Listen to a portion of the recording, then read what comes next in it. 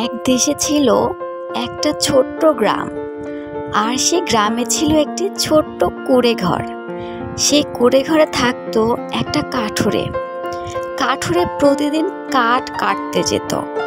তার কাঁধে থাকতো একটা কুড়াল। সেই কুড়াল নিয়ে প্রতিদিন কাঠ কাটতে যেত এবং সেই কাঠ কেটে এনে বাজারে বিক্রি করে তার দিন চলতো। যাই, তাড়াতাড়ি যাই, আজকে কি আবার কাঠগুলো কাটতে হবে। দেখি আজকে কোন জঙ্গলে কাঠ কাটতে পারি। এই তো, গাছটা বেশ বড়সড়ই আছে, আজকে অনেক কাঠ হবে। নেই, তাড়াতাড়ি কাঠ কেটে নেই। ওহ, এত তাড়াতাড়ি কাঠ কাটা শেষ। এখন তাড়াতাড়ি বাড়ি যাই। বাড়ি গিয়ে হাত মুখ ধুয়ে কিছু খাবার খেয়ে আবার তো সে যেতে হবে বাজারে। বাজার থেকে কাঠ বিক্রি করে তারপরে আবার চাল ডাল কিনে আনতে হবে। উফ, কত কাজ। এই তো বাড়ি প্রায় চলে এসেছি। যাই, তাড়াতাড়ি যাই। এভাবে কাঠুরের দিন চলতে থাকে। এভাবে সন্ধ্যা নেমে যায়। সবাই ঘুমিয়ে পড়ে, গ্রামের সবাই।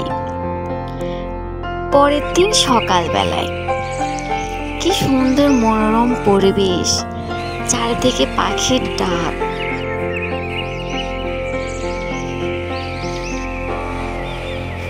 কাঠুরে প্রতিদিনের মতো সেদিনও কোড়াল কাঁধে নিয়ে কাঠ কাটতে যাচ্ছিল। আর সে মনে মনে ভাবছিল, আজ শ্যামপাড়ার জঙ্গলের দিকে যাব। ওদিকে বেশ বড় বড় গাছ, অনেক কাটা যাবে। কাঠুরের সামনে দেখে একটা পাখি জালের নিচে আটকা পড়ে আছে। আমাকে বাঁচাও কাঠুরে ভাই, আমাকে বাঁচাও।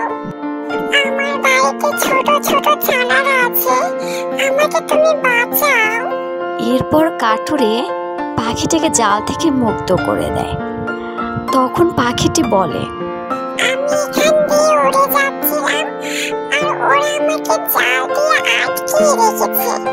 আমার বাড়িতে ছোট ছোট ছানারা রয়েছে, জানি না তারা এখন কি করছে। আমি যখন বাসায় ছিলাম তখন তাড়াতাড়ি রান্না করে নি, ওরা আবার চলে আসবে।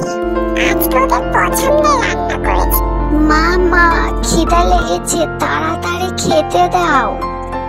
হ্যাঁ মা, এক্ষুনি দিচ্ছি, আমার রান্না প্রায় শেষ, তোমরা বসো, আমি দিচ্ছি। এই বলে টুনি তাদের ছানাদের খাবার বেড়ে দেয়।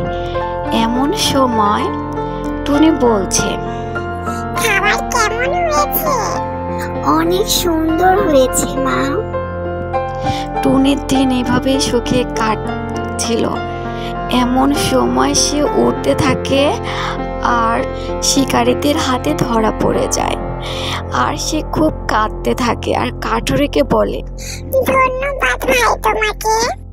এরপরে কাঠুরেরা সুখে শান্তিতে সংসার করতে থাকে আর এভাবে সবার উপকার করতে থাকে।